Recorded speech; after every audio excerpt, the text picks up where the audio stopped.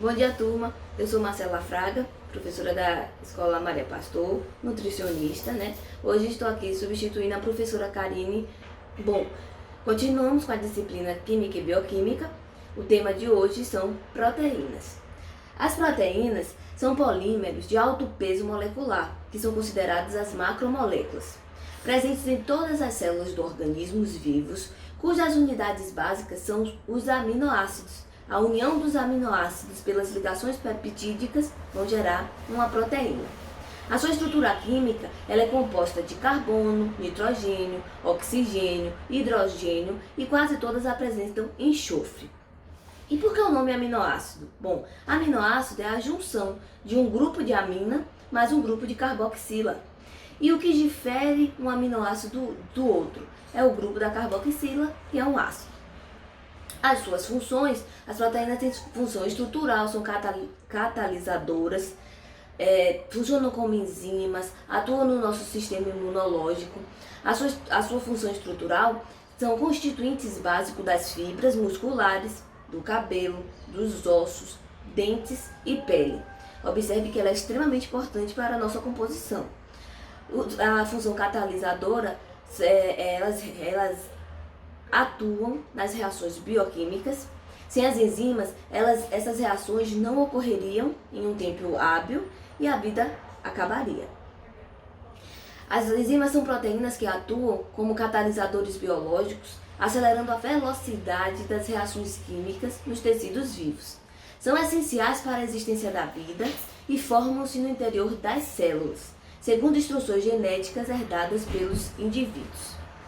São reguladores do metabolismo, no caso hormônios, né? Um exemplo desse hormônio nós temos a insulina, que é um hormônio, é uma proteína sintetizada em nosso organismo e possui como principal função o controle dos níveis de glicose no sangue. No sistema imunológico, nós vamos estar atuando com os anticorpos, né? Uma classe de proteínas encontradas no plasma sanguíneo são as gama-globulinas e entre elas estão as imunoglobulinas, que ajudam a prevenir e combater infecções importantes e doenças. A sua classificação refere-se apenas à sequência de aminoácidos na sua cadeia peptídica, sem levar em consideração outros tipos de ligação, como, por exemplo, o hidrogênio. Ela é a única que pode ser determinada por meio de reações químicas. A sua estrutura, nós temos, quanto à sua a classificação, quanto à sua estrutura, a estrutura pode ser secundária, geralmente é resultante da ligação do hidrogênio, que ocorre entre o hidrogênio do grupo aminoácido e do oxigênio do grupo da carboxila. Assim, formam-se estruturas parecidas, tipo uma mola, né? Como por exemplo a queratina dos nossos cabelos. Então a estrutura dela é uma estrutura de espiral, né? Quando as estruturas secundárias das proteínas se dobram sobre si mesmas, elas dão origem a uma disposição espacial denominada de estrutura terciária. A estrutura funcional da proteína no nosso organismo ela é terciária.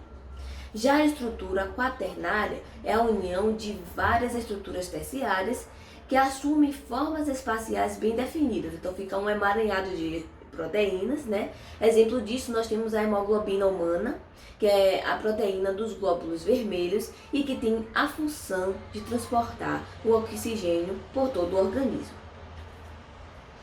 A desnaturação de uma proteína tem como resultado uma mudança na sua conformação, rompendo assim as ligações que vão estabilizar, né, essa formação, causando um desenrolamento das cadeias peptídicas e, em consequência, as proteínas se tornam menos solúveis e quimicamente mais reativas. Desnaturar a proteína vamos dizer que seja desembolar aquele emaranhado de proteína e a gente consegue tirar praticamente uma molécula de proteína. Algumas proteínas importantes em alimentos. Uma delas nós temos a actina e a miosina, que o seu principal constituinte são o principal constituinte dos filamentos finos das células musculares. Já a miosina compõe filamentos grossos e é classificada como uma proteína motora, está relacionada à nossa movimentação, os músculos, né? Nós temos a proteína do leite, a principal existência é a caseína, e é formada por micelas que, junto com a gordura, resultam na cor branca do leite, evitando que exista a separação das fases do leite, né? Evita separar o leite em duas fases. Nós temos também a albumina, que é a proteína do ovo, muito importante, né? A clara do ovo consiste em uma mistura de proteínas, das quais a mais importante é a ovoalbumina, que constitui 50% das proteínas totais da clara. A gema do ovo, nós temos a lipovitelina e a fosfovitina, que também são tipos de proteína. O ovo é um alimento riquíssimo em proteína. As proteínas elas podem ser divididas em alto valor biológico e baixo valor biológico. As de alto valor biológico também são proteínas chamadas completas, contêm os aminoácidos essenciais e quantidade satisfatória. São elas proteínas do peixe, da carne, do ovo, de alimentos que contêm leite e derivados. Já as proteínas de baixo valor biológico são as proteínas incompletas, praticamente são as de origem vegetal, não contém os aminoácidos essenciais em quantidade satisfatória, muitas vezes a gente tendo que complementar com outro alimento, e apresenta aminoácidos limitantes em sua composição. Como exemplo disso, nós temos algumas leguminosas e algumas oleaginosas, como castanha, castanha do Pará, amêndoas. O valor biológico determina a quantidade de proteínas encontradas nos alimentos que realmente são absorvidas pelo corpo.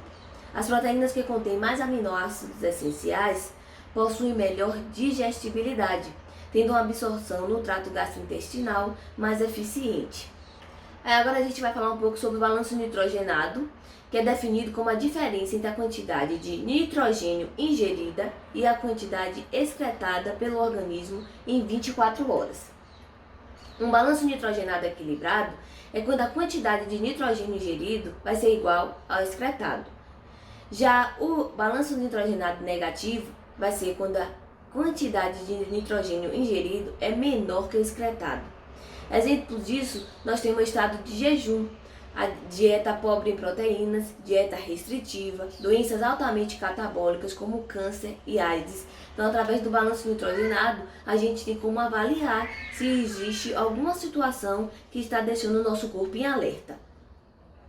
O catabolismo dos aminoácidos, através dessa ingestão e dessa excreção do nitrogênio, né? Quando a gente ingere a quantidade de nitrogênio, que ele vai estar adentrando o nosso organismo, isso acontece através dos compostos presentes nos alimentos, e essa proteína a gente consegue adquirir através da dieta. Depois de todo esse processo, quando ocorrem as transformações no nosso interior, o nitrogênio, que não vai ser mais utilizado, ele vai ser excretado.